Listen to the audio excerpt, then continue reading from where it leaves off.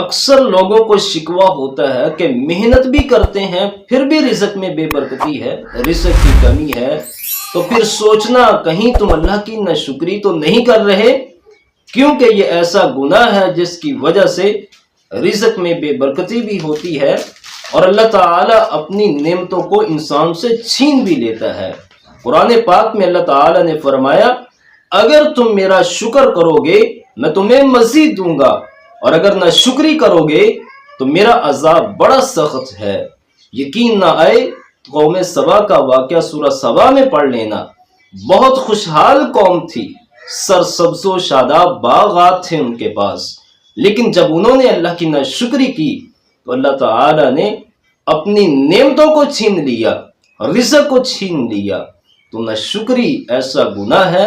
جس کی وجہ سے رزق میں بے برکتی بھی ہوتی ہے، اور اللہ تعالیٰ کی دی ہوئی یہ نعمت صحت ہو یا رزق ہو وہ بھی انسان سے چھن جاتی ہے۔